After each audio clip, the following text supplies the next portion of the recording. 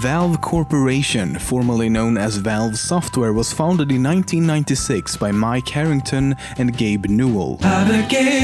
In 1998, the company released their first game, Half-Life, which ran on a heavily modified Quake engine called Gold Source. Half-Life became an instant success and is today widely considered to be one of the greatest games of all time. Aside from the success of the Half-Life series, almost every game Valve has developed and released since has become a critically acclaimed video game franchise.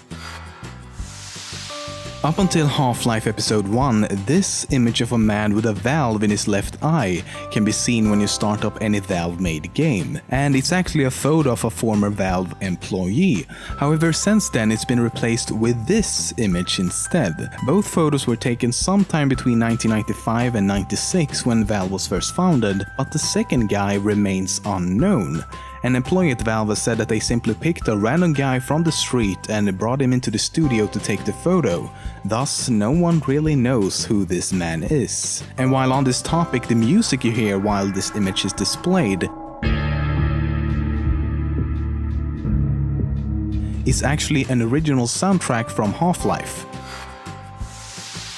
Before he co-founded Valve, Gabe Newell actually worked for Microsoft for 13 years and helped to produce the first 3 versions of Windows: Windows 1, Windows 2 and Windows 3.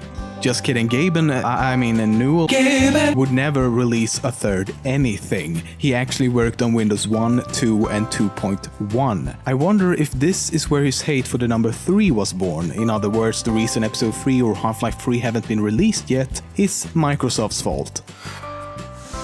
Electronic Arts, or EA, is these days known for being the worst game company out there. It's due in part because of their tendency to buy big video game studios just to release a shitty sequel or in some other way destroy a popular franchise. Some examples are Maxis, DICE, Westwood, BioWare and Pandemic. And a horrifying thought is that Valve could have been on that list as well. In late 2012, EA offered to buy Valve for $1 billion.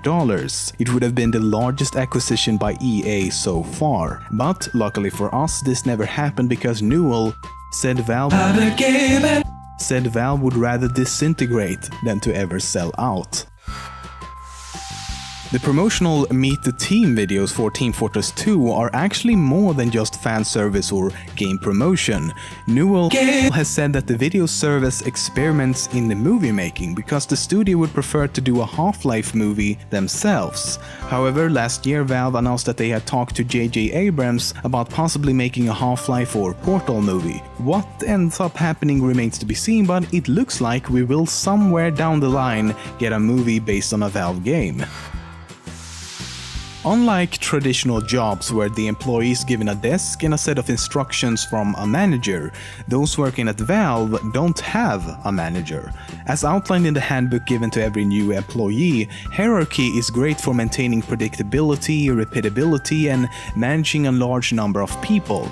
But for one of the top entertainment companies on the planet, telling an employee to sit behind a desk and do one specific task kills most of their creativity. As such, workers get to select which projects they want to work on, have the power to greenlight new projects and even release new products.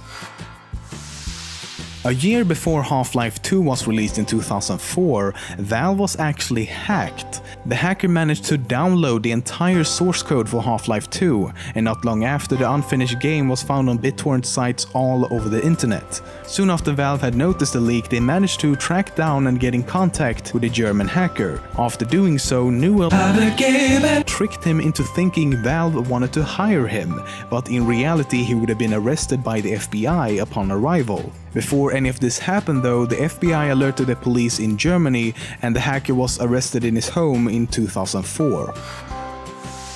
The online gaming service Steam was launched in 2002 and would later replace their previous service, World Opponent Network. As of 2014, Steam has over 3,000 games, 75 million active users, and around 75% of all PC games bought online are downloaded through Steam.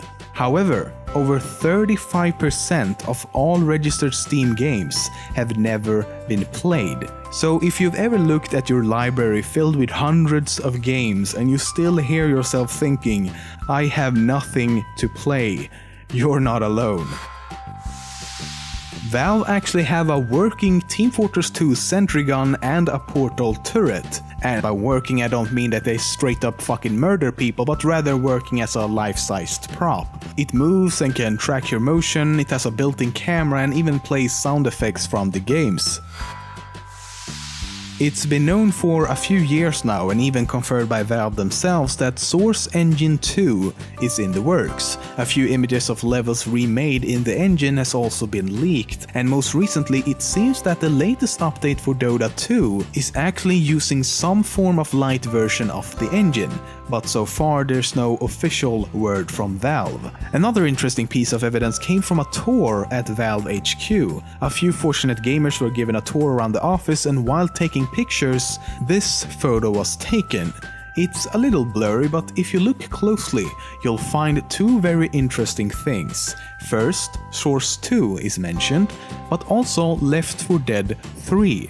And if you take L4D3 and remove the letters, what do you get? Numbers. And what can you do with numbers? Math. And what is math good for? Subtraction. 4 minus 3 is 1. Remove the letters from Source 2 and you get 2. What is the opposite of subtraction? Addition. 1 plus 2 is 3. Half-Life 3 confirmed.